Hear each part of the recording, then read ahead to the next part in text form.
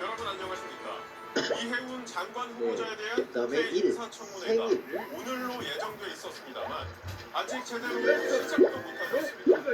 오늘 오전에 회의가 열렸지만 후보자의 검증 자료 제출 문제 등으로 그다음에 시. 여야가 생시. 설전만 벌이고 이 있습니다. 단어는 있죠. 오늘은 사실 국회부터 있는다는데 가보겠습니다. 맞는지 모르겠어요. 김영래 그 기자, 지금 꿈이냐 청문회 생시냐 상황은 할 때 어떻습니까? 생시.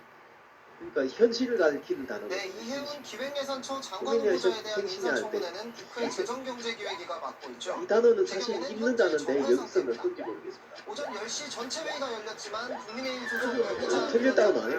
이 후보자가 자료를 제대로 안 이게- 냈다며 청문회를 열 수 없다고 네. 선언했고 있는다는데 민주당 여기서는 측에선 고성이 터져나왔습니다. 틀렸다고 간주가 되면 어쩔 수 없는 간사간 협의가 이루어지지 어려운 않았기 단어를 때문에 쓰는 것 같습니다. 위원장으로서 청문회 관련 네. 관건은 상정할 수 이건 없다는 넘어가고요. 말씀을 드립니다. 그다음에 G, 이따위로 생쥐. 올라가십니까? 지금 계속 G, 위원장님께서 G, 생쥐 있죠? 이 방망이 뚫어놓고 하는 걸 수사 부정하십니까? 국민의힘과 개혁신당 의원들은 이 네. 후보자의 자료 제출률이 그다음에 15%라며 청문회 생만- 개최가 불가능하다는 입장입니다. 아, 민주당 의원들은 여야 합의대로 뭐 청문회를 그러다니 연 높죠. 뒤에 각종 의혹에 대해 이 후보자에게 물어보면 그다음에 될 물, 일이라고 생물, 맞섰습니다. 예, 청문회 사회권을 쥔 김 위원장이 개의하지 생물 맞을 않으면서 거야. 국회에 나온 이 후보자는 청문회장에 들어가지도 못했습니다. 15%를 과장할까요? 잠깐만 생물 다시 한번 저희가 볼게요. 75% 정도 됐습니다. 확보할 수 있는 만큼 다 냈고요. 동문한테 이거 가져가니까 이 후보자는 자료를 충분히 지금 냈다며 동문한테 미제출한 손 건 숟가락 국가기관에도 가져가니까 3, 40년 예, 자료들이라고 반응을 해요. 주장했습니다. 그리고 다시 오늘 한번 저녁에 해볼게요. 이재명 대통령과 여당 지도부의 만찬이 있는데 곰 목걸이를 이 자리에서 들고요. 이 후보자에 대한 논의를 양은 매하고요. 하실까요? 강아지 반응을 안 하네. 네, 이재명 대통령이 한병도 원내대표를 비롯해 민주당 지도부의 새로 합류한 이들을 다시 한번. 축하하는 성격의 자리가 강아지한테 전해지는데 보내볼게요. 이 후보자 문제에 대한 의견 교환이 있을지도 주목됩니다. 강아지는 반응 안 이 해. 후보자 임명 논란에 대해 청와대는 그동안 생- 청문회에서 이 생구, 후보자가 생구 어떻게 어떻게요? 해명할지 생구. 지켜봐야 한다는 입장을 생강 유지해왔습니다. 있죠, 생강. 지금까지 국회에서 먹는 생강. SBS 김영래입니다. 이해운 후보자에 대해서 야권은 의혹 백화점이라며 임명 철회나 이거는 자진 사퇴를 압박했고 몇몇 여권은 그림은 청문회를 열어야 한다고 손가락을 맞서고 위로 있습니다. 올려놓으면 여야 반응을 줄다리기 속에 현재로서 움직이거나 뭐 청문회가 소리를 열릴 내거나 수 뭐 있을지도 반응을 하는 것 불투명합니다. 같아요. 이어서 박찬범 기자입니다. 예. 생물 한 번만 더 해볼게요. 이해운 기획예산처 장관 아까 후보자의 양이 재임에 매해야 논란이나 되네. 의혹은 크게 세 가지입니다. 먼저 부자진 갑질 논란은 이 후보자가 2007년 국회의원일 때 예, 재밌네요. 인턴 직원에게 폭언하는 네. 녹음 그럼 파일이 다른 당당 지난달 이제 31일 하나 공개되면서 남았던가요? 불붙었습니다. 나 정말로 깨끗하면 좋겠다.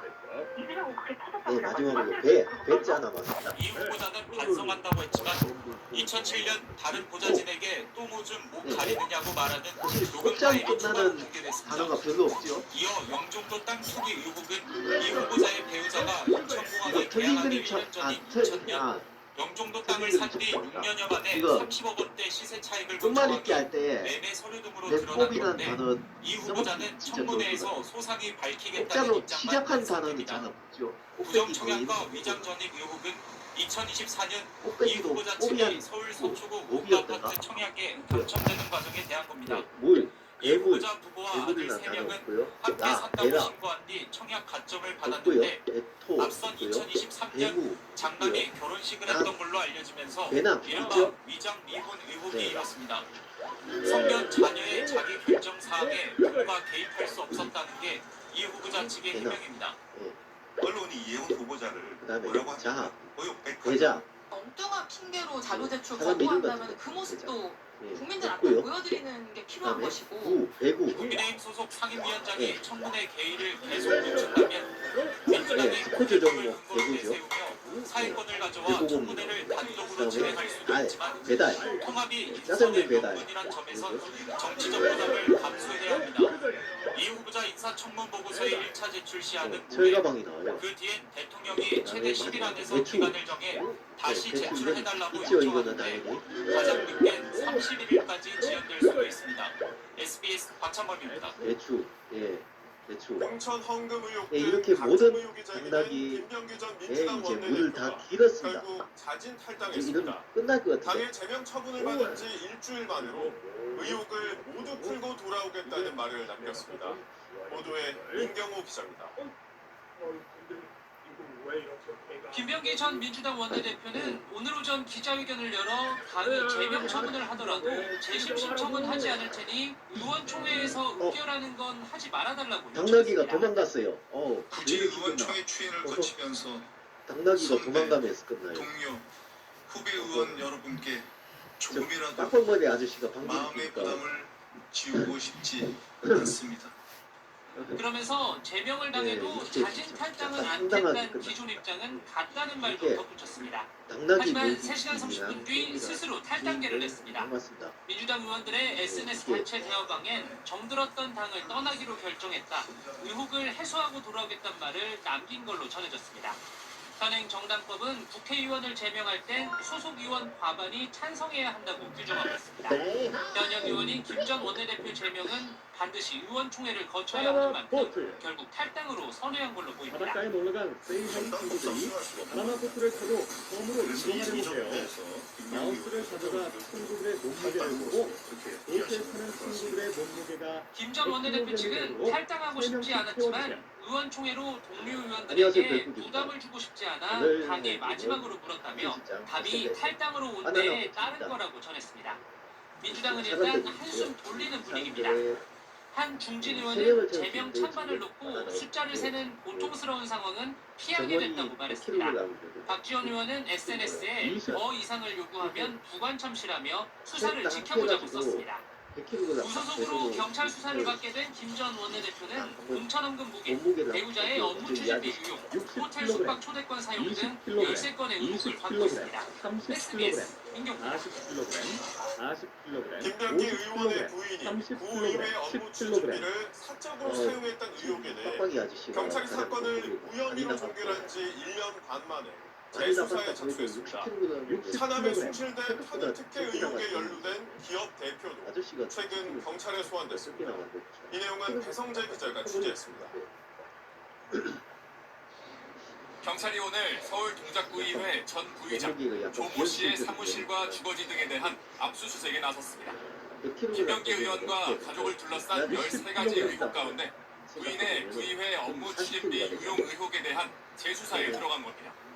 조 전 부의장은 지난 2022년 7월부터 9월 사이 김 의원 부인 이모 씨에게 부의장 법인카드를 건네 식당 등에서 사적으로 쓸 수 있도록 한 혐의를 받고 있습니다. 20kg, 60kg, 20kg, 20kg. 합쳐서 정확하게 관련 의혹은 100kg이에요. 재작년 국민권익위원회 의뢰로 수사가 시작됐지만 경찰은 넉 달 만에 무혐의로 사건을 종결했습니다. 이 과정에서 김 의원이 전 보좌진을 동원하거나 고위직 경찰 출신 국회의원을 통해 수사를 무마하려 했다는 의혹도 제기됐습니다. 조 전 부의장의 경찰 진술 조서를 김 의원이 받아봤다는 의혹까지 제기되면서 최근 당시 수사팀장이 피의자 신분으로 경찰에 소환되기도 했습니다. 30kg. 경찰은 또 김 의원 차남의 숭실대 계약학과 편입 특혜 의혹에 연루된 중소기업 대표 A씨를 지난주 소환했는데 조사 과정에서 A씨는 뇌물과 직권남용 등 혐의를 받는 피의자 신분으로 전환됐습니다. 김 의원이 해당 업체의 편의를 봐주는 대가로 A씨가 김 의원 차남을 고용해 월급과 대학 등록금 일부를 제공했다고 보고 있는 겁니다. 김 의원과 가족 관련 수사들이 본격화하면서 경찰은 지난주 수사 인력을 10명 가까이 보강했습니다. SBS 배성재입니다. 100kg이에요.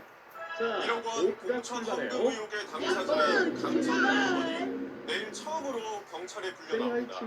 강 의원 소환을 앞두고 어제는 김경 서울시 의원과 전달책으로 지목된 강선우 의원의 전 보좌관이 동시에 소환됐는데 대질 조사는 이뤄지지 않았습니다. 보도에 홍기준 기자입니다. 100kg이 되도록 태워주세요. 지금 보니까 지난 2022년 지방선거 공천헌금 의혹을 수사 중인 경찰이 내일 오전 강선우 의원을 처음 소환합니다. 그렇게 많다. 당시 민주당 서울시당 공천관리위원이었던 강 의원과 간사였던 김병기 의원의 대화 녹취가 공개된 지 이것도 22일 복싱이에요. 만입니다. 똑같은데요. 강 의원은 김경 서울시의원으로부터 1억 원을 건네받은 정치자금법 위반 혐의 피의자로 40kg, 공천 대가성이 입증될 경우 30kg, 뇌물 혐의 적용을 받게 될 걸로 보입니다. 60kg, 강 의원은 지난달 말 보고를 20kg, 받고서야 돈을 받은 사실을 알았고 60kg. 돌려주라고 지시한 뒤 이거 가난한 걸 확인했다는 몸무게가 취지로 너무 해명한 뒤 많아요. 입장을 더 100kg을 내놓지 않고 넘었어요. 있습니다. 모두 내리고 강 의원이 다시 돈을 받아 풀어주세요. 고발한 당사자를 지목한 전 보좌관 남모 씨와 김 시의원은 모두 3차례씩 경찰 조사를 받았습니다.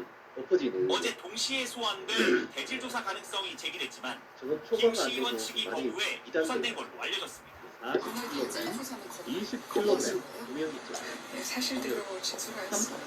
20kg, 남 씨는 당시 돌인 줄 모르고 강 의원 지시로 40kg, 물건을 차에 20kg, 실었다고 진술한 걸로 20kg. 알려졌지만 김 시의원은 남 씨가 당초 한 장, 1억 원을 100kg보다 구체적으로 다시 요구해 채워주세요. 만남 날짜도 강 의원과 상의해 알려주겠다고 말했다고 진술한 걸로 전해졌습니다.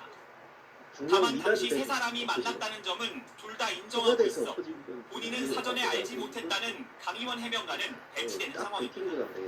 경찰은 지금까지 김 시의원과 남 씨 두 사람의 만남을 주선한 민주당 서울시장 관계자 등 8명을 소환 조사했다고 밝혔습니다.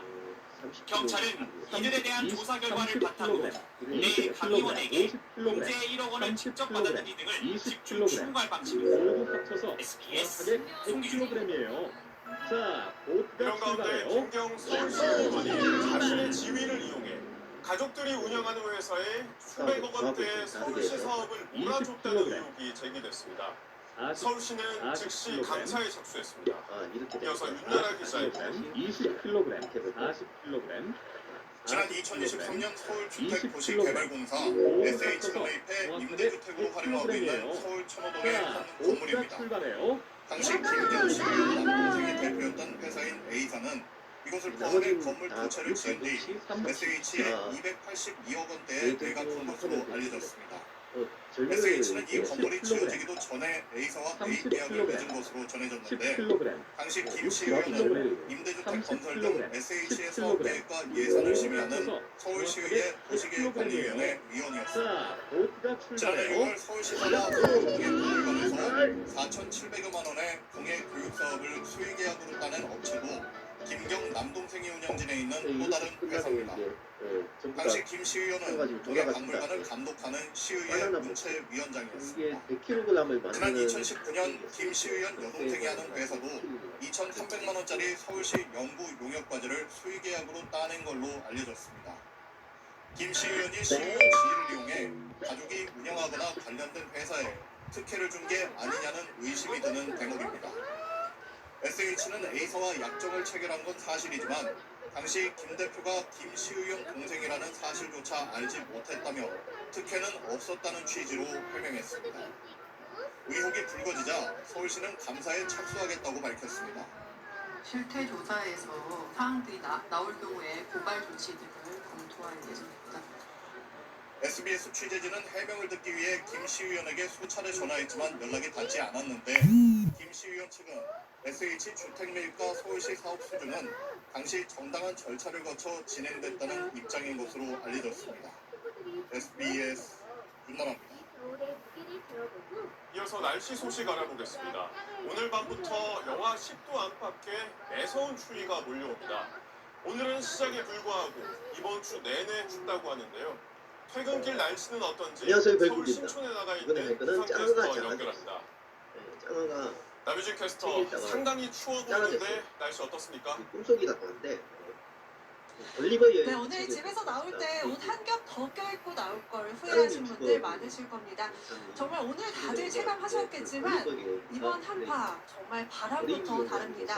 지금도 보시는 것처럼 칼바람이 정말 매섭게 불고 있는데요. 퇴근길 시민들도 옷을 단단히 옷깃을 여민 채 퇴근길 발걸음을 재촉하고 있는 모습 볼 수가 있습니다. 하지만 오늘 추위는 맛보기에 불과합니다. 현재 전국 대부분 지역에 한파특보가 발효됐습니다. 경기 북부와 강원 내륙은 한파 경보가 내려졌는데 경보 지역은 내일 아침 영하 15도 이하, 주희보 지역은 영하 10도 밑으로 뚝 떨어집니다. 자세한 지역별 기온 살펴보면 내일 아침 서울이 영하 13도, 춘천 영하 14도, 남부지방도 대구 영하 7도 예상되고요. 찬바람의 체감온도는 실제 기온보다 5도 정도 더 낮아져 서울은 영하 20도 안팎을 기록하겠습니다. 낮에도 중부지방을 중심으로 영하권을 그치겠습니다. 서울이 영하 3도, 춘천 영하 1도입니다. 내일 아침 든든히 중장하고 나오셔야겠습니다. 지금까지 서울 신촌에서 날씨 전해드렸습니다. 그리고 이번 한파는 올겨울 들어 가장 강하면서도 가장 가장 가면 오래 이어질 걸로 깡라이스는 예보됐습니다. 이제 짱한 며칠 동안 비교적 온화했던 날씨가 왜 이렇게 갑자기 추워지는 건지 또 언제까지 계속되는지는 이어서 서동균 기자가 전하겠습니다. 네 이렇게 모자와 이런 식으로 마스크로 이제 얼굴을 가리고 두꺼운 목도리로 찬바람을 막아봅니다. 방한용품을 찾는 시민들의 발걸음도 부쩍 늘었습니다. 데이트 하다가 산 거긴 한데 오늘이 지금 첫 게시를 했는데 확실히 안 하는 거보다는 따뜻한 것 같아요. 똑같아 보이죠? 오늘 서울의 낮 최고 기온은 영하 1.6도를 나타냈습니다. 24절기 중 마지막 절기이자 가장 춥다는 대안인 내일 수은주는 훨씬 더 떨어집니다. 먼 북동쪽 베링해 부근에 거대한 고기압이 자리하면서 이게 더 가볍고 우리나라 북동쪽 대기 상층에 있는 저기압이 동쪽으로 빠져나가지 못하게 막고 있는 무거운 쪽을 탓입니다. 계속 바꾸는 게 이른바 문제예요. 블로킹 현상인데 이 때문에 한반도에 영하 이것이 30도의 한기를 가장 머금은 대륙 그렇죠. 고기압이 발달했습니다. 그렇죠. 이거 입혀보고요. 여기에 대기 하층에서도 서쪽엔 고기압, 동쪽엔 저기압이 위치해 찬 공기의 남하를 일으키고 있습니다. 상하층으로 찬 네, 공기를 그리고 끌어내릴 수 그다음에 있는 자전거 기압계가 패턴이 유지가 되면서 한기의 남하가 쉽게 약화되지 않는 이번 주에는 목요일인 글피 절정에 이르겠고 이번 주 내내 영하 10도 안팎의 강추위를 보일 걸로 예보됐습니다. 이게 가장 작아 기상청은 급격한 보이는데 기온 그냥 하락에 거기에 따른 한랭질환과 외발 자전거. 계량기 동파 사고, 이게 가장 작물 작아 배기 보이는데 피해가 없도록 건강 관리와 시설물 점검에 각별히 유의해달라고 당부했습니다. SBS 소동균입니다. 이게 가볍네 이게 어디보다 가벼워. 그다음에 이거 트럼프 미국 대통령이 내일로 집권 2기 1년을 맞습니다. 그거 그간 그냥 내세운 가벼워. 미국 우선주의는 경제와 오, 안보를 이게 더 넘어 가벼워. 이제 영토 문제까지 파고들고 있습니다. 트럼프식 패권 외교가 바꾼 국제사회 가장 가벼운 모습을 건 박상은 이거예요. 기자가 짚어봤습니다. 예, 이게 겉을 보기에는 이게 가장 작아 보이는 게 아닌가. I will very simply 선택을 America 안 돌려지는 first. 이게 간혹가다 미국 우선주의를 외친 트럼프 대통령의 집권 2기는 관세 전쟁 촉발로 시작됐습니다. 캐나다와 멕시코, 중국에 추가 관세를 부과한 트럼프는 4월 거의 모든 국가를 대상으로 상호 관세를 선언했습니다. 장식품 They've ripped us off left and right. But now it's our turn to do the ripping. That's okay. We're gonna make our country even stronger than it ever was. 어디 맞아? 한국과 일본, 유럽 등 동맹도 예외가 아니었습니다. 미국 우선주의 앞에 자유무역 질서는 힘을 잃었고 각국은 1대1 협상장에 불려나와 미국의 취약 산업을 살리는데 거액을 투자하겠다고 약속해야 했습니다. 하지만 그린란드 병합에 반대하면 관세를 추가로 걸리겠다는 트럼프를 보면 이 모든 합의도 무의미할 수 있습니다. Motivated by a desire to acquire territory from one of the U.S.'s treaty allies. I think that is completely unprecedented.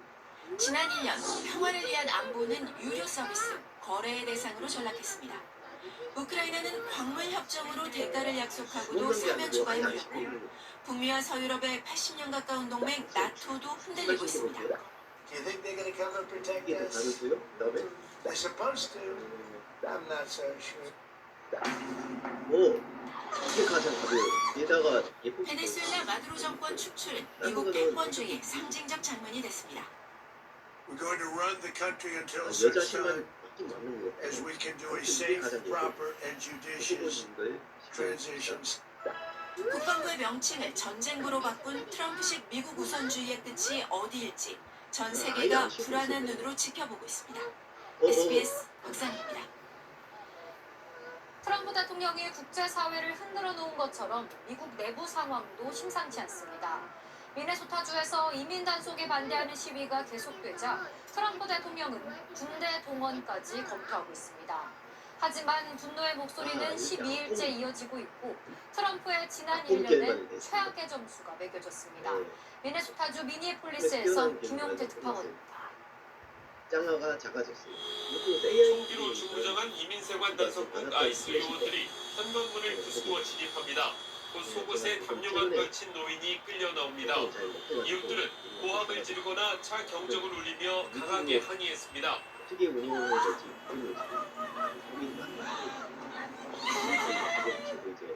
지난 7일 30대 여성 르네 굿이 아이스 요원 총에 맞아 숨진 미네소타주 미니애폴리스 바로 옆 도시에서 벌어진 일입니다. 계속되는 과잉 단속 논란 속에 미니애폴리스에선 12일째 시위가 이어졌습니다. 아이스의 지역 본부가 있는 연방 건물 앞입니다. 이곳은 한낮에도 체감 기온이 영하 20도 아래로 떨어지고 보시는 것처럼 눈발까지 날리고 있습니다만 시위대 행렬은 계속 길어지고 있습니다. 취임 1년을 맞은 트럼프 대통령과 이민자 단속에 대해서 성토가 쏟아졌습니다. It's gonna be bloodier in these streets probably. It's what he wants. He wants chaos. He wants a fascist state. F minus. F minus. Yes, worst possible. The worst possible things we can imagine. 경제를 살렸다는 말도 믿지 않는다고 했습니다. Everything is exponentially more money. And if they tell you that it's not, they're lying to you. Believe what you see. 시위는 밤 늦게까지 이어졌습니다. 하지만 이런 목소리가 트럼프 대통령의 강경한 안녕하세요, 정책들을 별빛입니다. 당장 오늘 바꾸지도 할 못할 기회는 것 같습니다. 유치원 버스입니다. 40% 안팎 보수 지지층이 버티고 있기 때문입니다. 버스에다가 아이들 태워야 돼요. 버스가 시위 출발 현장에 트럼프 인사들이 맞불을 놓으면서 비적 충돌까지 빚어졌습니다.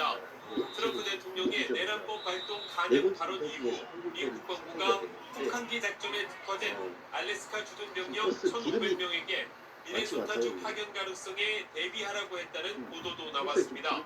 미니애폴리스에서 SBS 김용태입니다. 그린란드를 차지하기 위해 관세로 압박하는 트럼프 미국 대통령에 맞서 유럽 주요 국가들도 160조 원 규모의 보복 관세와 무역 제재를 검토하고 있습니다. 유럽 연합은 또 공동 대응 방안을 논의하기 위해 긴급 정상회담을 열기로 했습니다. 파리에서 권영희 특파원을 보도합니다. 출발하고요. 지금 남은 기름이 지금 5칸 있어요. 2월 1일부터 유럽 8개국에 추가 관세를 물리겠다고 한 미국에 대한 다 떨어지기 전에 유럽연합이 검토 중인 방안은 크게 두 가지입니다. 하나는 미국과 무역협상 결렬 시 발동하는 930억 원, 약 160조 원의 보복 관세 패키지입니다. 항공기, 자동차, 버번, 위스키 등 미국의 주요 수출품에 관세를 물리는 겁니다. 지난해 타결한 미국과의 무역협정안이 EU 의회 승인을 남겨두고 있는데 한 EU 외교관은 승인을 안 하면 보복 관세가 6월 6일부터 자동 발효된다고 설명했습니다. 이른바 무역 바주카포로 불리는 통상무역 대응 조치도 거론되고 있습니다. 2023년 새로 도입돼 아직 한 번도 적용한 적 없는데 EU 회원국을 경제적으로 위협하는 국가에 금융과 투자 등 무역을 제한하는 조치입니다. Dit is niet hoe bondgenoten met elkaar omgaan en in die zin snap ik de woorden van Jacques Danissen. Ja, absoluut. Een gezamenlijke geluid te laten horen dat wij dit niet acceptabelen. 유럽연합은 어제 대책회의에 이어 오는 22일에 긴급 정상회담을 열고 공동 대응 방안을 정할 예정입니다.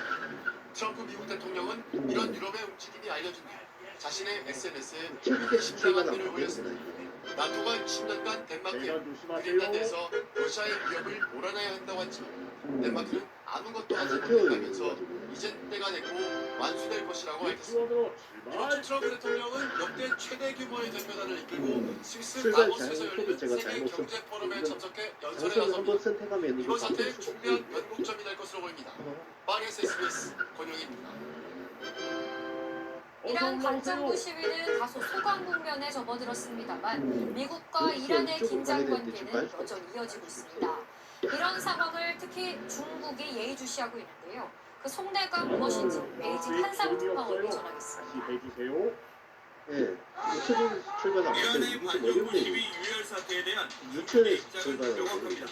我们因为反对干涉联合内政，反对在国际关系中使用或威胁使用兵力。 미국의 개입으로 하메네이 정권이 몰락하는 건 원치 않는다는 속내가 담겨 있습니다.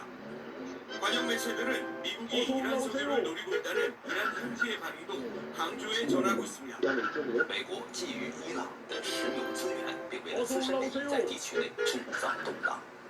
중국에 있어 이란은 주요 원유 공급망입니다. 미국의 제재를 받는 이란산 원유의 80% 이상을 싼 값에 사왔습니다.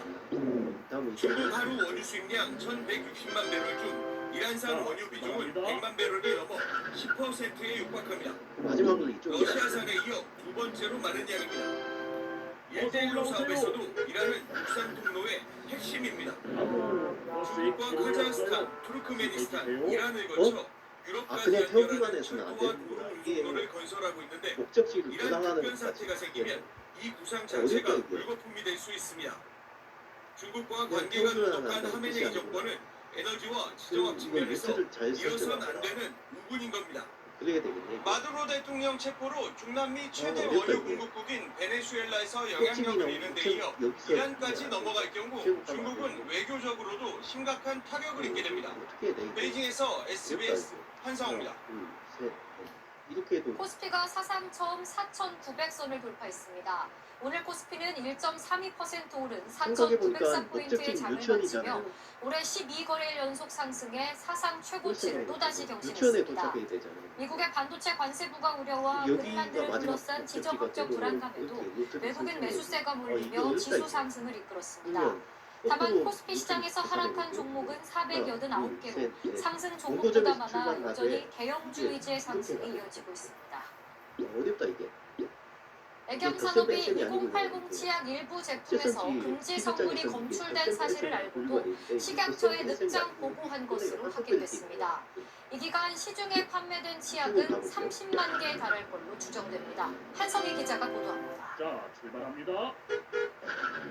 식약처가 금지한 성분 트리클로산이 검출됐다며 애경산업이 2080 치약 6종을 전량 회수하겠다고 식약처에 보고한 건 지난 5일입니다. 그런데 애경 측은 식약처 보고 17일 전인 지난달 19일에 비정기 검사 도중 트리클로산 검출 사실을 파악했던 것으로 목적지가 SBS 유치원이 취재 결과 되는 확인됐습니다. 현행법상 애경산업과 같은 판매업체는 제품의 안전성에 문제가 있다는 사실을 알았을 경우 제품 회수 계획서를 닷새 안에 식약처에 제출해야 합니다. 애경이 법정 기한을 12일이나 넘겨 식약처에 회수 계획서를 제출한 겁니다. 지난 2013년 4월부터 문제의 치약이 2,500만 개 팔린 걸 감안하면 회수 계획서 제출이 늦어진 기간 약 30만 개의 치약이 시중에 판매됐을 수 있습니다. 회수 계획서 제출 기한을 위반할 경우 애경산업의 전 제품에 대해 제조 정지 처분이 내려질 수도 있습니다. 애경 측은 회수 계획서 제출이 지체된 것을 확인했다면서 제품 회수에 집중하는 과정에서 부족함이 있었다고 설명했습니다. 식약처의 대처도 석연치 않습니다. 애경 측은 트리클로산 성분을 처음 인지하고 닷새 뒤인 지난달 24일 대전 식약청 관계자와의 면담 자리에서 이 사실을 구두로 알렸지만 식약처는 즉각적인 조처 없이 제품 회수 계획서 제출을 재차 안내한 것으로 확인됐습니다. 식약처는 이르면 이번 주 애경산업과 문제의 치약 유통에 대한 조사 결과를 발표합니다. SBS 한성입니다. 연료가 스페인에서 시속 200km로 달리던 고속 열차가 갑자기 탈선하면서 마주오던 열차와 충돌했습니다. 이 사고로 최소 39명이 숨졌고 아마 150명 넘게 다쳤습니다. 조재인 기자가 보도합니다. 기름이 5칸이 아니고 6칸으로 부러졌을 거예요. 낭떠러지 아래 추락한 열차가 처참하게 부서져 있습니다. 구조대원들이 서둘러 부상자를 이송합니다. 현지 시간 18일 저녁 7시 45분 스페인 남부 코르도바주 아다무스 인근에서 시속 200km로 달리던 고속열차 2대가 충돌했습니다. 300명 넘게 타고 있던 마드리드행 열차의 맨뒤 3칸이 갑자기 선로를 벗어나면서 마주오던 우엘바행 열차 선도와 부딪혔습니다.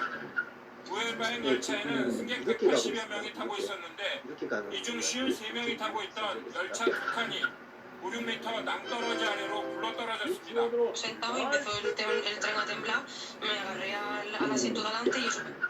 우엘바행 열차 기관사 포함 최소 39명이 사망했고 부상자만 150명이 넘습니다. 이 중 중상자도 수십 명에 달합니다.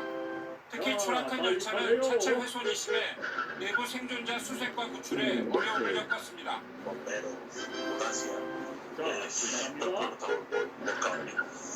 네, 마지막으로 현재까지 한국인 피해자가 있는지는 확인되지 않고 있습니다. 임시 대피소가 마련된 아다무스에는 가족의 생사를 확인하려는 사람들로 밤새 붐볐습니다. 3단계고요. 스페인 당국은 직선선로에서 열차가 탈선한 건 이례적이라면서 왜 이런 사고가 났는지 조사 중이라고 밝혔습니다. Es un tren relativamente nuevo, prácticamente nuevo, es un tren que no sé si llega a 4 años y también la vía es una vía completamente renovada. 이 사고로 마드리드와 안달루시아를 잇는 남북한 철도 운행이 전면 중단되면서 극심한 혼란을 겪었습니다. SBS 조재행입니다. 어젯밤 강원도 강릉에서 비틀거리던 승용차 한 대가 중앙선을 넘어 맞은편 차량과 부딪혔습니다. 하마터면 대형 사고로 이어질 뻔했는데 아니나 다를까 운전자는 만취 상태였습니다. 지원방송 오재성 기자가 취재했습니다. 다른 루트로 했고 어젯밤 9시쯤 강릉의 한 교차로 반대쪽에서 승용차 한 대가 비틀거리며 나타납니다. 바퀴에선 불꽃까지 튑니다. 갑자기 중앙선을 침범해 반대 차선으로 넘어오더니 주행하는 SUV와 그대로 부딪힙니다. 어느 컴컴한 상황에 비도 조금 내리고 있었는데 점점 미끄러지더니 제 쪽으로 차가 와가지고 그대로 그냥 브레이크를 밟았지만 계단 조심하라는 거 보니까 이건 저 사고를 낸 승용차는 바퀴가 떨어져 나갈 정도로 충격이 컸습니다. 그런데 이 차량의 50대 운전자 A씨 만취 상태였습니다. 혈중 알코올 농도가 0.08% 이상, 면허 취소 수준이었습니다. A씨는 사고 당시 커브길에서 도로 연석과 강하게 충돌해 바퀴가 빠져 튕겨나오면서 중심을 잃고 반대편에서 주행하던 차량과 충돌했습니다. 반대 차선 차량이 속도를 줄이면서 다행히 큰 사고는 막았지만 음주운전이 또 아찔한 사고로 이어질 뻔했습니다. 지난달과 이번 달 강원 지역 음주운전 단속 적발은 250여 건. 경찰은 이달 말까지 음주운전 총괄 단속 기간을 운영하고 있습니다. 한편 A씨는 도로교통법상 음주운전 혐의로 경찰에 입건됐습니다. 지원 뉴스 오재성입니다. 5명이네. 양육비를 지급하지 않는 부모의 신상을 공개했던 온라인 사이트 배드파더스가 폐쇄 2년 만에 다시 문을 엽니다. 앞서 대법원이 신상 정보 공개에 대해 명예훼손 유죄 판결을 내렸지만 여전히 양육비를 내지 않는 부모가 많아 처벌을 감수하겠다는 겁니다. 조윤아 기자가 취재했습니다. 양육비를 지급하지 않은 부모의 이름과 주소, 나아가 얼굴까지 공개했던 배드파더스 사이트가 문을 닫은 건 지난 2024년 2월입니다. 당시 대법원이 명예훼손을 인정하면서 운영진에 대해 벌금 100만 원의 선고 유예 판결을 확정한 겁니다. 배드파더스가 사라진 기간 한부모 10명 가운데 7명이 양육비를 여전히 못 받고 많게는 3억 원 넘게 받지 못한 경우도 있다는 정부 조사 결과가 나왔습니다. 사이트가 닫히니까 또다시 못 받게 된 사람의 숫자가 많거든요. 사진을 내리기 위해서 양육비를 줬던 건데 사이트가 없어지니까 또다시 줄 이유가 없어집니다. 운영진은 결국 2년 만에 다시 신상 정보를 공개하겠다고 나섰습니다. 활동 재개 소식에 양육비 체납자의 신상 정보를 제보한 사람은 벌써 300명이 넘습니다. 지금도 성평등가족부가 양육비 미지급자의 명단을 공개하고 있지만 얼굴은 공개하지 않고 직업을 특정하지 않은 채 회사원 등으로 적는 경우가 많아 실효성이 떨어진다는 지적이 제기되고 있습니다. 미지급자의 얼굴 사진이 빠져 있어요. 그러니까 이름하고 나이를 공개하는데 동명이인이 워낙 많죠. 그럼 미지급자가 누군지 특정이 안 되는 상태에서 신상 공개하는 건 미미하죠.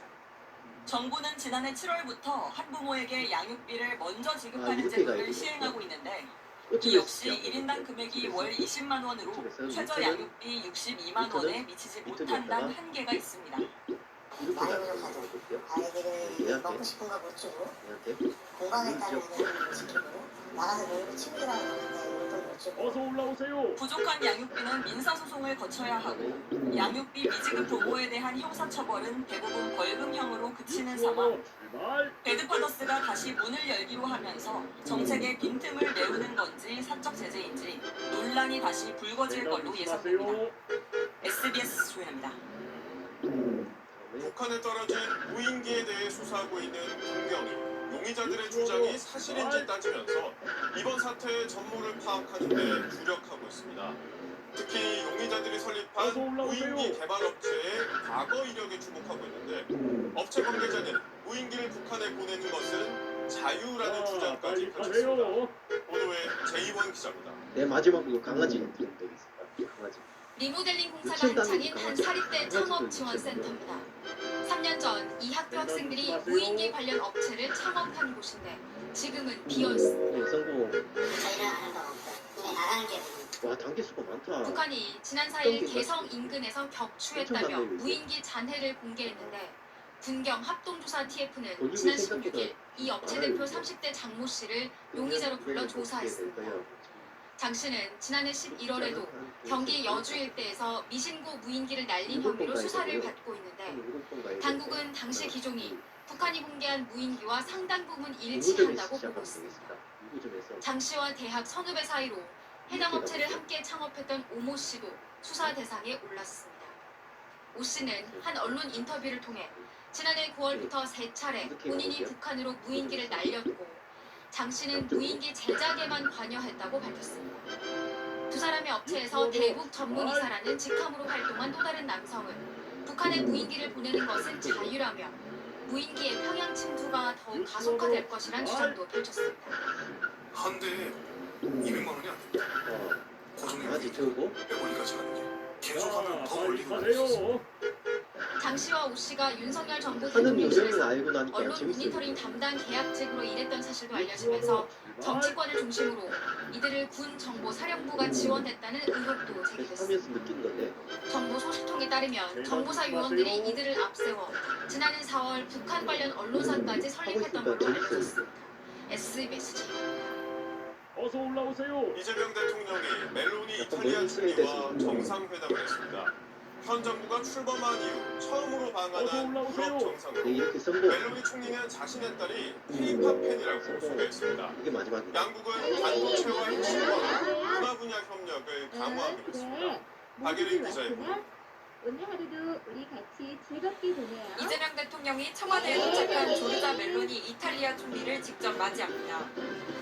이렇게 끝났습니다. 근데 얘들 중에서 강아지도 있었는데 이탈리아 총리의 방한은 19년 만으로 멜로니 총리는 현 정부 출범 이후 방한한 첫 유럽 정상이자 대통령 집무실 이전 후 청와대를 찾은 첫 외국 정상이기도 합니다. 1시간 반 넘는 회담에서 두 정상은 K-팝 등 문화 협력을 강조했습니다. 높은 문화의 힘을 지닌 소프트 파워 강국으로서 한국과 이탈리아 국민이 우정을 더욱 돈독하게 쌓을 수 있는 기회가 다방면으로 드러나기를 바랍니다. 멜로니 총리는 K-팝 그룹 블랙핑크의 모자와 응원봉을 갖추고 안녕하세요, 함께 별빛입니다. 한국에 온 자신의 딸을 이렇게 soge하기도 했습니다. con il K-pop state facendo e che io sperimento quotidianamente, perché come sa mia figlia è una fan del genere, si possa insomma anche qui lavorare per rafforzare molto il nostro interscambio. 볼링이네요, 볼링. 양국 정상은 핵심 광물 공급망 개발과 AI 등 첨단 산업 협력을 약속하고 반도체 산업과 재난 관리 그리고 문화유산 보존 분야에서 협력을 확대하기 위한 양해각서 3건도 체결했습니다. 공식 오찬에서 이 대통령은 이탈리아어로 인사를 건넸고 Buongiorno. 멜로니 총리는 한국어 단어인 정의, 양국 관계를 잘 표현해준다고 말했습니다. 이 대통령은 멜로니 총리에게 삼성전자 휴대전화를 선물했는데 그걸로 함께 셀카도 찍었습니다. 멜로니 총리는 이탈리아를 국빈으로 방문해달라고 요청했는데 이재명 대통령은 머지않은 시기에 답방하겠다고 화답했습니다. SBS 박예린입니다. 다카이치 일본 총리가 국회를 해산하고 다음 달 조기 총선을 치르겠다고 공식 선언했습니다. 취임 석 달 만에 과반 의석을 차지하기 위한 승부수를 던진 건데 성공할 수 있을지 도쿄 문주모 특파원이 보도합니다. 다카이치 일본 총리는 기자회견을 열고 재작년 10월 총선으로 구성된 일본의 하원격인 중의원을 오는 23일 해산하고 다음 달 8일 선거를 하겠다는 방침을 공식화했습니다. 国民の皆様とご一緒に日本の進路を決めるための決断です。私自身も内閣総理大臣としての進退をかけます。 총리에게 중의원 해산권이 있는 일본에서 중간 해산과 조기 총선은 잦은 일이지만 다음 회계연도 예산안을 심의하는 1월에 국회를 해산하는 건 극히 이례적입니다. 특히 2월 총선은 1990년 이후 36년 만입니다. 여당에서조차 예상 못했을 정도로 전격적인 결단을 내린 건 현재 의석수로는 정권 유지가 어렵다는 판단 때문입니다. 공명당이 이탈한 뒤 일본 유신회와 연립해 겨우 과반을 차지하고 있지만 한석이라도 이탈표가 나오면 법안 통과가 어렵고 연립이 깨지기라도 하면 정권을 뺏길 걱정까지 해야 합니다. 또 다카이치 총리에 대한 지지율이 석 달째 70%를 웃돌고 있지만 중국의 수출 규제로 인한 경제적 여파가 가시화하면 지지율은 내려갈 일만 남았다는 게 시점을 서두른 배경으로 분석됩니다. 하지만 다카이치 총리의 기대대로 자신의 인기를 얻고 여당인 자민당이 추가 의석을 충분히 얻을 수 있을지는 미지수입니다. 제1야당인 입헌민주당과 30년간 자민당의 파트너였던 공명당이 신당을 창당하고 공동전선을 꾸렸기 때문입니다. 종교단체 기반의 공명당은 선거구별로 1, 2만 표를 가지고 있어서 격전지에선 승패를 뒤집을 수 있습니다. 다카이치 총리가 승부수로 던진 조기 총선에서 안정적인 의석수를 확보한다면 장기 집권의 토대를 닦았다는 평가를 받으면서 경제와 안보 정책에서 보수색을 더 강화할 걸로 보입니다. 도쿄에서 SBS 우주호입니다.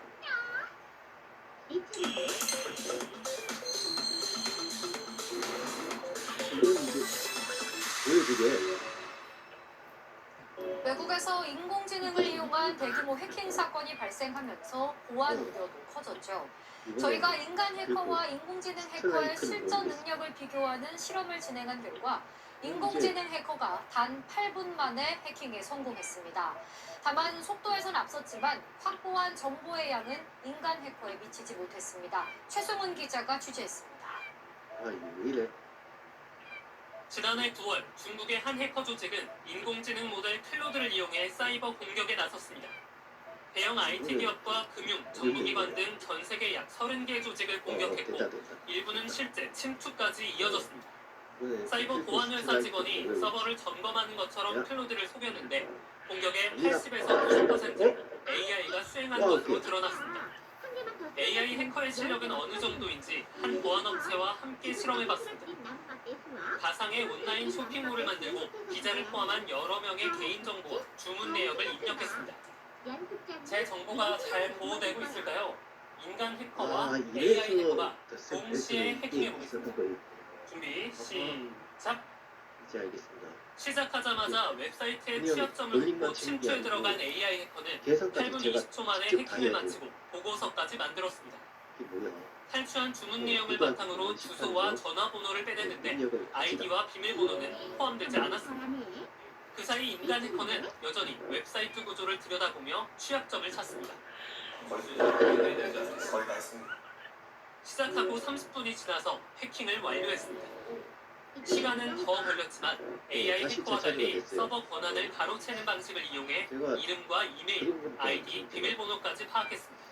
AI 해커 같은 경우는 요즘에 동시에 밖에 여러 개의 나가가지고 사이트들을 제가 전기만 자주 가는 게임 센터가 있어요. 거기서 이제 장점일 것 같고 2020년 이후 줄어들던 국내 해킹 범죄는 챗GPT가 출시된 2022년 이후 다시 늘기 시작했습니다. 지난해는 9월까지 전년 같은 기간보다 30%가 증가했습니다. 24시간 쉬지 않는 AI 기반 공격을 막으려면 AI를 이용한 방어가 필수적입니다. AI로 방어를 해야 된다고 생각합니다. 그렇지 않으면 그 속도와 규모를 따라갈 수가 없습니다. 하지만 낮은 보안 인식과 상대적으로 열악한 처우 탓에 AI 방어 역량을 갖춘 국내 보안 인력은 갈수록 부족해지고 있습니다. SBS 최승훈입니다. 왜곡된 역사인식 논란으로 사퇴 요구를 받아온 김형석 독립기념관장에 대한 해임 건의안이 의결됐습니다. 국가보훈부 감사에서 비위행이 14건이 확인된 게 근거가 됐는데 김 관장은 해임 목적의 감사였다고 반발했습니다. 김수영 기자입니다. 기념관 이사회는 오늘 오후 긴급 회의에서 김형석 관장에 대한 해임 건의안을 의결했습니다. 참석한 이사 12명 가운데 10명이 찬성했습니다. 지난번에 국회에서 요청을 했었을 때 안건 9가지와 그의 역사 인식 등을 기준으로 판단이 됐는데 가결이 된 겁니다. 강복회와 민주당 등은 2024년 8월 취임한 김 관장에 대해서 1948년 건국절 주장과 같은 뉴라이트의 역사인식을 갖고 있다며 비판해왔습니다. 특히 지난해 광복절 경축식에서 김 관장이 했던 이 발언은 논란을 더 키웠습니다. 우리나라의 광복을 세계사적인 관점에서 보면 제2차 세계대전에서 연합국의 승리로 얻은 선물입니다. 이게 정전기에 대해서 지난해 9월부터 김 관장에 대한 감사를 벌였는데 정전기가 공휴일에 나는 업무 물건을 추진비를 찾아야 사용하고 국립기념관 뭐가 시설에서 있을까요? 이게 무상으로 종교의식을 열도록 한 점 등 털모자가 있네요. 14개 비위를 확인했다고 밝혔습니다. 털모자를 김 관장은 이걸 해임 들리는 건의의 건가 의견에 봐요. 근거가 된 보훈부 감사는 해임을 목적으로 부당하게 진행됐다고 주장했습니다. 구르테도 왔어요. 정전기도 이게 가전제품에 전기를 들어오게 하는 건가요?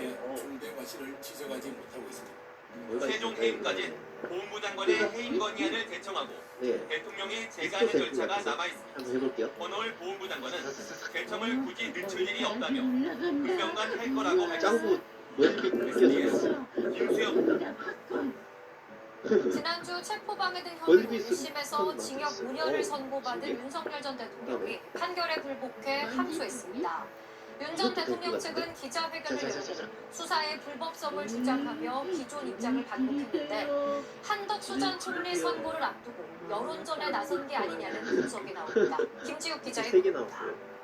밑에 윤석열 전 대통령 변호인단은 오늘 오후 법원에 항소장을 제출했습니다. 지난 16일 공수처의 체포영장 집행을 방해한 혐의 등으로 기소된 윤 전 대통령에게 징역 5년이 선고된 데에 불복한다는 취지입니다. 반박 기자회견도 열었습니다.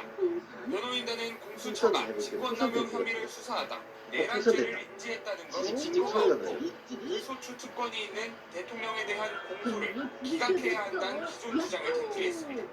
피고인에게 형법상 불소추 특권이 있다고 하더라도 피고인에 대한 수사가 제한된다고 볼 수 없다. 이거부터가 안 이렇게 된다고 판단하고 해석하는 이 써놨네요. 정전기 방지. 이를 두고 법조계 안팎에선 투명을 선고받은 윤 전 대통령 안 측이 되네요. 올해 한덕수 전 총리 선고를 앞두고 여론전에 나섰다는 분석이 나옵니다. 한덕수 전 총리의 내란 주요 임무 종사 혐의 선고를 하려면 그 전제가 되는 12.3 비상계엄이 내란인지 아닌지를 판단해야 하는 만큼 윤 전 대통령 측이 사법부에 압박을 가하려 하는 게 아니냐는 겁니다. 앞서 지난주 윤 전 대통령의 체포방해 혐의 등을 심리한 재판부는 공수처 수사권을 인정하면서 계엄의 위법성을 지적하는 취지의 발언을 이어갔습니다. 대통령의 독단과 권력의 남용을 방지하기 위하여 규정한 절차적 요건을 경시하는 태도를 보였으므로 이는 비난받아 마땅합니다. 이런 가운데 서울중앙지법은 내란 전담 재판부법에 따라 법조 경력 14년 이상 25년 이하, 법관 경력 10년 이상 기준을 충족한 법관 가운데 2명을 영장 전담 법관으로 정하기로 하는 등 실무 협의에 나섰습니다. SBS 김지욱입니다. 민주당 정청래 대표가 추진하는 전당원 1인 1표제를 둘러싸고 당내 갈등이 커지고 있습니다. 이견 표출이 해당 행위가 될 수 있다고 당권파가 경고한 지 하루 만에 비당권파 최고위원들이 공개적으로 반발하며 맞섰습니다. 박재현 기자가 보도합니다. 민주당 최고위원회의가 전당원 1인 1표제의 재추진을 결정한 지 이틀 뒤인 어제 당내 불만이나 이견을 다룬 보도가 잇따르자 정청래 대표 측은 해당 행위가 될 수 있다고 경고하고 나섰습니다. 그러자 오늘 최고위원회의에서 이른바 비당권파는 이렇게 공개적으로 역공했습니다. 일각에서 해당 행위 운운하면서 입틀막 하는 것은 민주주의의 정신을 저버리는 것이고요. 전당원 1인 1표제는 대의원과 권리당원표의 가치를 20대 1 수준에서 1대 1로 바꾸자는 건데 그러면 권리당원 지지세가 상대적으로 강한 정 대표가 연임하는 데 유리해진다는 게 비당권파의 인식입니다. 선거룰을 개정한 당사자들이 곧바로 그 규칙에 따라 선출된다면 셀프 개정이라는 비판을 피하기 어렵습니다. 반면 정 대표와 가까운 당권파 최고위원들은 과거 대통령 직선제 도입까지 거론하며 1인 1표제 도입은 민주당원에 대한 약속이라고 반박하고 나섰습니다. 김대중 대통령님은 87년 6월 항쟁 당시에 대통령 직선제를 주장했습니다. 1인 1표제를 요구하는 것도 마찬가지입니다. 다시 문제를 삼는 것은 그동안 당원들에게 얘기했던 민주당의 약속을 저버리는 행위입니다. 정 대표도 1인 1표제는 강원 주권 시대의 핵심이라며 누구 개인이 이익이니 하지 말자는 것. 안녕하세요, 너무나 변숙입니다. 부담스러운 반대소리라 짱구 이 교실 당권파에 게임입니다. 날을 올린 세웠습니다. 게임이에요. 정 대표 연임 이 포석 아니냐 짱구 이 교실 당권파의 올린 게임 의지를 이거는 이제 당권파가 당원과 키즈장이 없었던 약속이라고 게임이에요. 반박하는 모양새인데 다음 달 초 도입 여부가 전에 최종 확정됩니다. SBS 그 파이프 연결하는 박지혜입니다. 게임 있었잖아요. 그 욕실 파이프. 가입자 그거 개인정보 유출로 역대 최대 그 규모의 플래시 과징금을 파일을 이제 찾는 부과받았던 과정에서 SK텔레콤이 이쪽도 이제 행정소송을 발견해서 제기했습니다. 네. SK텔레콤은 해킹 이후 보너스로 보상안과 정보보호 찍어놓은 혁신안을 게임입니다. 마련하는데 총 1조 이것도 2천억 원을 투입한 점 해보면 등에 비춰 재미있을 것 같아요. 올린 과징금이 게임이니까. 과도하다는 입장인 것으로 누구 전해졌습니다. 찾게 이게. 앞서 개인정보보호위원회는 지난해 8월 해킹으로 철수, 이용자 2,300만여 명의 개인정보가 유출됐다며 요리, 과징금 약 1,300억 원을 부과했습니다. 홈로 해볼까? 철수로 해볼까? 세계 말기에 무의미한 연명 의료를 거부하고 존엄한 죽음을 택하겠다고 사전에 서약한 사람이 지난 2018년 제도 도입 이후 8년 만에 320만 명을 넘어섰습니다. 연령별로는 65세 이상이 237만 명에 달했는데 이는 우리나라 65세 이상 인구의 23.7%에 해당하는 수치입니다. 위치에서 약간 오른쪽으로 뛰어난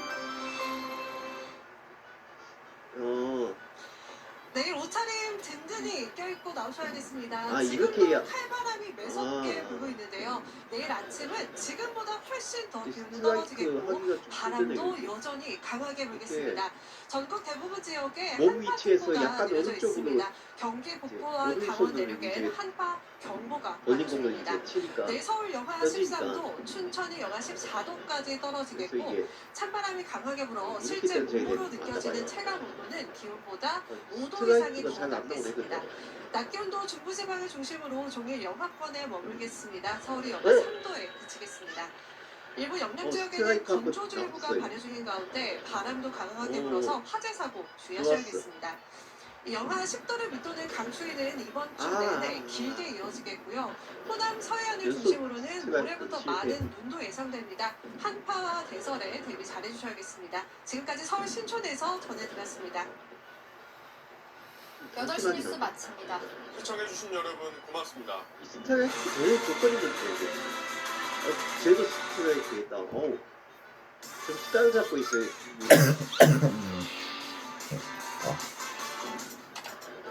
어휴, 벌써 마지막이에요. 여러분 안녕하십니까? 81점. KBS 9시 뉴스입니다.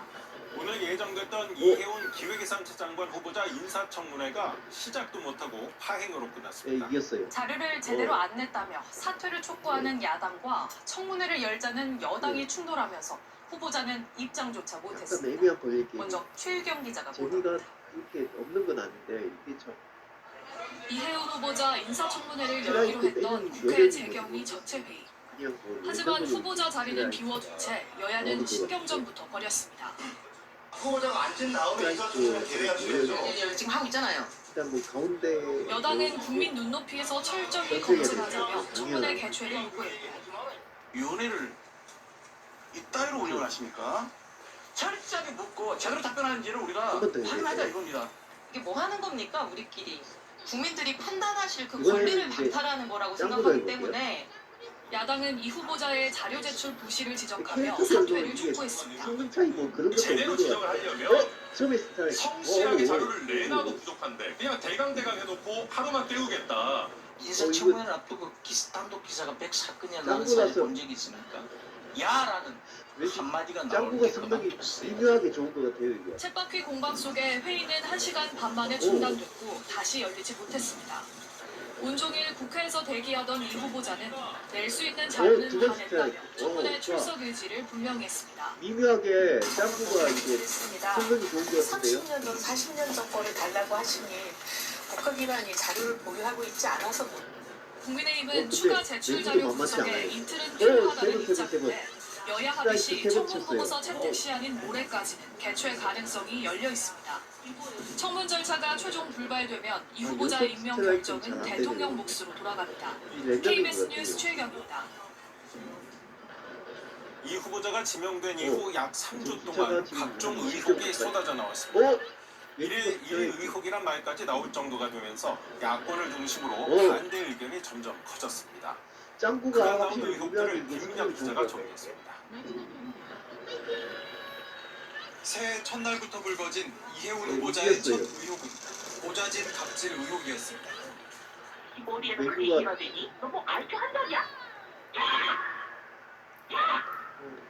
맹구가 마지막에 스트라이크를 이게 끝이 아니었습니다. 그래봤자 보좌진을 다수 동원해 언론 보도에 대한 구체적인 내가 댓글 작업을 지시한 정황도 드러났습니다. 짱구가 미묘하게 이게 야당 의원 집어넣으려고 얼마나 검찰이다 수사기관이 열심히 할 텐데 1년 반을 털어도 기소할 만한 꼬리를 못 찾았지 그 기소 못하는 거네. 이런 댓글을 달아야지. 아파트 부정청약 의혹은 야당의 이 후보자 불가론에 불을 지폈습니다. 지난 2024년 이 후보자 배우자가 당첨된 서울 반포의 한 아파트는 로또 청약이라 불리며 수십 대 1의 경쟁률을 보인 곳입니다.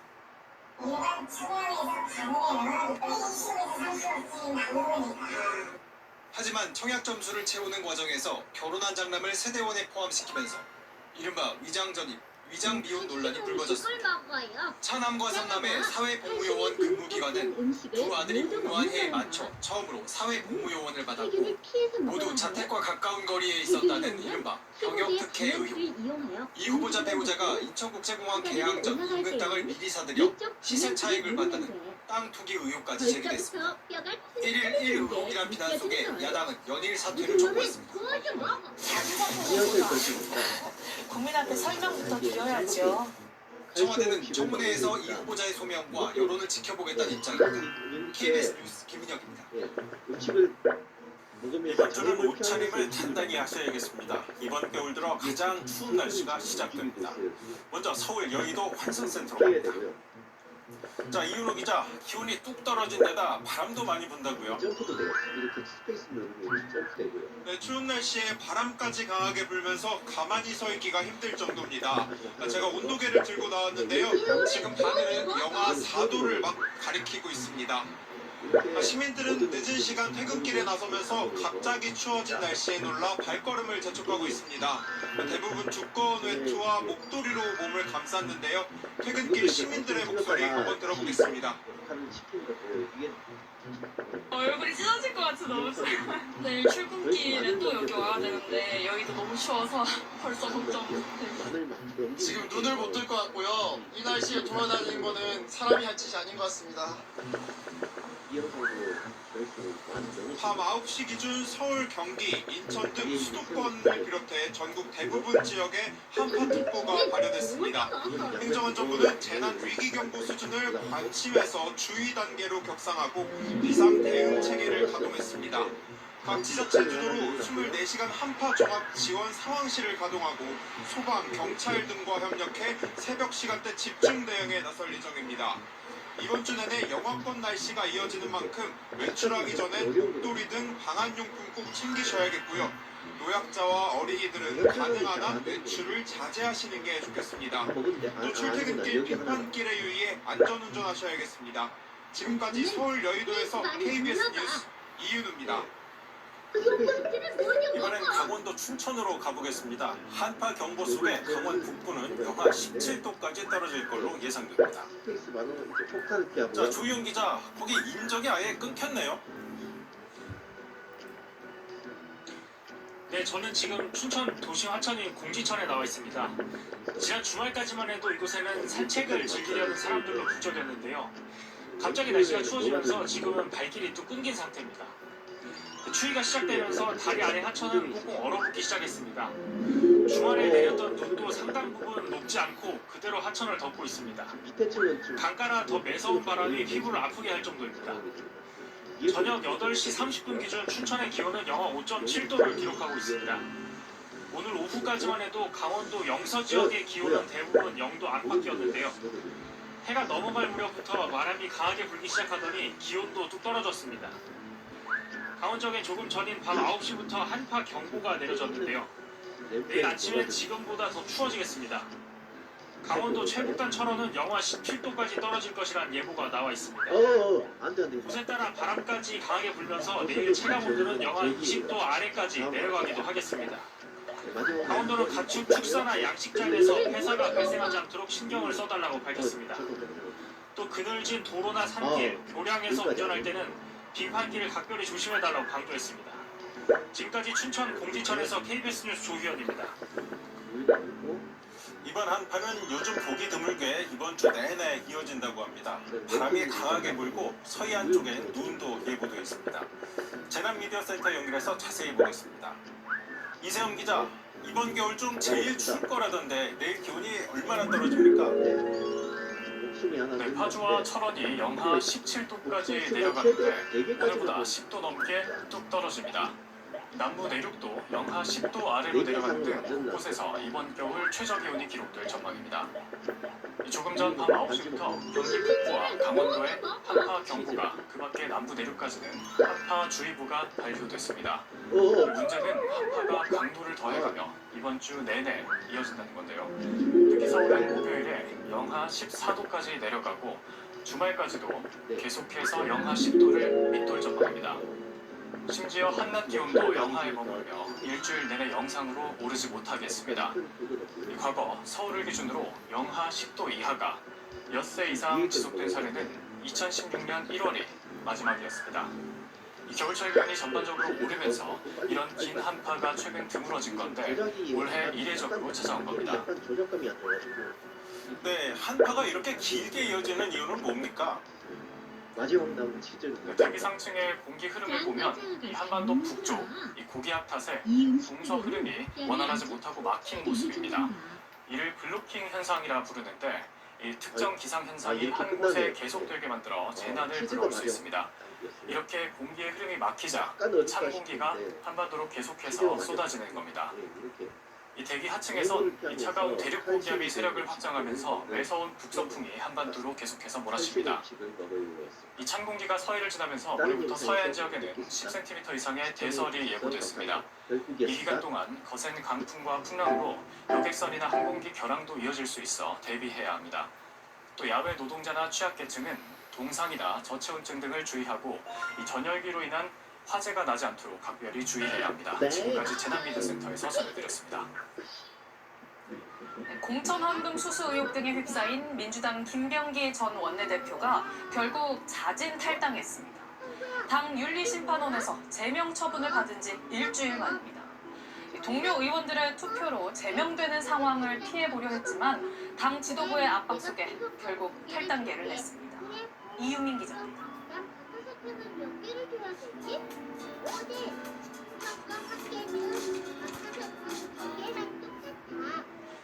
지난 12일 당 윤리심판원의 제명 처분에 강력 반발했던 김병기 의원. 안녕하세요, 일주일 만에 별풍입니다. 국회 모습을 드러내고 퀴즈 짱 징계 떴을 결정에 이의 제기를 하지 않겠다고 그리고 했습니다. 이제 세이아이 퀴즈에 있던 결정을 통보받지 못했지만 짱아가 이제 다른 아이들하고 물물교환을 하는 거예요. 아카사탕 2개하고 대신 최고위직권으로 제명을 요청했습니다. 이거하고 이제 정당법상 하나하고 국회의원을 이제 당에서 내보내려면 물물교환을 하는 이총등에서 거거든요. 소속 의원 절반이 옛날 동의해야 돈이 하는데 없던 시절에는 동료 의원들 손에 우리가 제명되는 절차를 없었던 생략해달라는 시절에는 이렇게 요구입니다. 물물교환을 이런 식으로 의원총회 했고요. 추인을 거치면서 의원 여러분께 이렇게 물물교환을 해보겠습니다. 마음의 부담을 지우고 싶지 아카사탕 2개가 당 지도부는 좀 자진 하나의 탈당 가치가 압박에 있으니까 나섰습니다. 그럼 의원총회 두 개는 절차를 생략할 수도 없는 데다 징계 국면이 몇 개가 길어지면 될까요? 정치적 부담이 커질 거란 판단 때문으로 2개, 4개 해서 4개가 되겠죠? 의원총회에서 네. 제명 의견을 피할 방법이 없습니다. 그 점에 대해 설명드렸고 김 의원은 결국 회견 3시간 만에 탈당계를 냈고 당원 자격을 즉시 잃었습니다. 서울 동작갑 삼선 국회의원으로 이재명 정부 첫 원내대표에 선출된 김병기 의원. 그러나 지난달 말부터 전직 보좌진이 연이어 폭로한 본인과 가족 특혜 의혹과 배우자 업무 추진비 사적 유용 의혹, 공천원금 수수 의혹 등에 휩싸이며 원내대표직에서 물러났고 이후 수사를 받고 있습니다. KBS 뉴스 이윤입니다. 김병기 의원 배우자가 동작구 의원의 업무 추진비를 유용했다는 이른바 법카 의혹에 대해 경찰이 오늘 압수수색에 나섰습니다. KBS 취재 결과 이보다 앞서 경찰은 이 법인카드가 사용된 식당에서도 증거를 확보하려 했는데 이 결제 내역이나 CCTV 기록 같은 핵심 자료 상당수는 네, 이게 삭제된 걸로 덕셈 빼셈 카테고리 문희재 기자가 있었긴 단독 한데 이게 사실 곱셈이나 다름없어요 이게. 김병기 의원 자택에서 걸어서 10분 거리에 있는 서울 동작구의 지금 쌈밥집. 이거 같은 경우에는 조모 전 동작구 의원의 업무 추진비 카드로 2022년 8월에 주차돼 236에서 이듬해 한 건에 34만 원이 결제됐습니다. 경찰이 이달 초 이 식당을 찾아 결제 내역을 확보한 사실이 KBS 취재를 포도과자하고 확인했습니다. 박하사탕, 이 박하사탕 가치는 이 강아지 못된 정하는 거 어떻게 되지? 경찰은 지난해 업추비 유용 의혹에 대한 수사에 착수했다가 종결했는데 236이니까 압수수색 등 6이라는 거죠. 강제 수사도 없이 사건을 종결했다는 비판이 나오자 곧바로 식당을 찾은 겁니다. 하지만